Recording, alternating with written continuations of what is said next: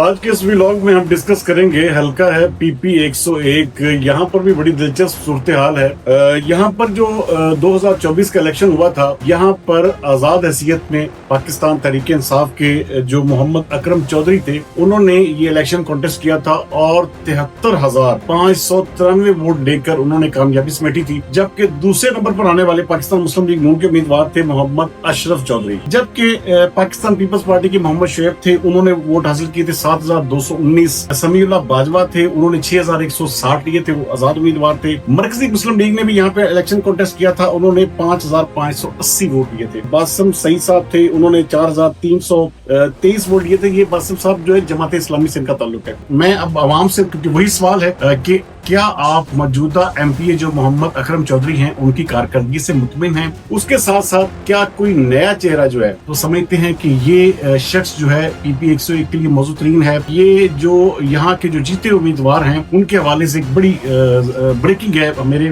पास। आज के इस व्लॉग में हम डिस्कस करेंगे, हल्का है PP 101। यहाँ पर भी बड़ी दिलचस्प सूरत हाल है। यहाँ पर जो 2024 का इलेक्शन हुआ था, यहाँ पर आजाद हैसियत में पाकिस्तान तहरीक इंसाफ के जो मोहम्मद अकरम चौधरी थे, उन्होंने ये इलेक्शन कॉन्टेस्ट किया था और 73,593 वोट लेकर उन्होंने कामयाबी समेटी थी। जबकि दूसरे नंबर पर आने वाले पाकिस्तान मुस्लिम लीग नून के उम्मीदवार थे मोहम्मद अशरफ चौधरी। अच्छा, मोहम्मद अकरम चौधरी और मोहम्मद अशरफ चौधरी ये दोनों भाई हैं, लेकिन एक भाई जो थे वो इस इलेक्शन में जीते।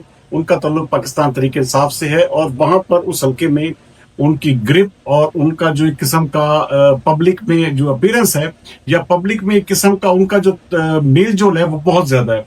यही वजह है कि मोहम्मद अकरम चौधरी यहाँ से इस वक्त करंट MP हैं। जबकि पाकिस्तान पीपल्स पार्टी के मोहम्मद शोएब थे, उन्होंने वोट हासिल किए थे 7,219। जबकि समीउल्लाह बाजवा थे, उन्होंने 6,160 लिए थे, वो आजाद उम्मीदवार थे। मरकजी मुस्लिम लीग ने भी यहाँ पे इलेक्शन कॉन्टेस्ट किया था, उन्होंने 5,580 वोट लिए थे। जबकि उसी तरह बासिम सईद साहब थे, उन्होंने 4,323 वोट लिए थे। ये बासिम साहब जो है जमात इस्लामी से इनका ताल्लुक है। अच्छा, उसके साथ साथ दो और इंडिपेंडेंट थे, फैसल जुल्फकार अहमद साहब 2100 वोट लिए और हाजी मोहम्मद रिजवान साहब उन्होंने 2,000 वोट लिए। अच्छा, ये जो हल्का है, ये इस हल्के के हवाले से एक बड़ी ब्रेकिंग है। जब मैं NA जो 96 है उसकी डिस्कशन करूंगा, आपके सामने ये परसों प्रोग्राम आएगा, तो उसमें मैं आपको बताऊंगा कि ये जो यहाँ के जो जीते उम्मीदवार हैं उनके हवाले से एक बड़ी ब्रेकिंग है मेरे पास कि वो किस तरह से वो अगले इलेक्शन में जाएंगे। बहरहाल मैं अब आवाम से, क्योंकि वही सवाल है कि क्या आप मौजूदा MPA जो मोहम्मद अकरम चौधरी हैं उनकी कारकर्दगी से मुतमिन हैं? क्या आप समझते हैं कि वो हल्का की आवाम को डिलीवर कर रहे हैं, या उनका जो किस्म की जो हल्के में जो असर और रसूख है वो उसी तरह बरकरार है जिस तरह 2024 के इलेक्शन में था? उसके साथ साथ क्या कोई नया चेहरा जो है, अच्छा नया चेहरा मैं आपको बता देता हूँ, जो अगले इलेक्शन में हो सकता है कि वहां पर ये इसी हल्के में मोहम्मद अकरम चौधरी साहब की जगह, जो मेरी पास इत्तलात हैं, वो मेजर हबीब जो राय हैदर के भाई हैं, उनका जो है मुझे जहां तक लगता है कि अगले इलेक्शन में इस हल्का से PP यानी कि 101 के उम्मीदवार होंगे MPA के, और हो सकता है कि वो पाकिस्तान तहरीक इंसाफ की कैंडिडेट हो।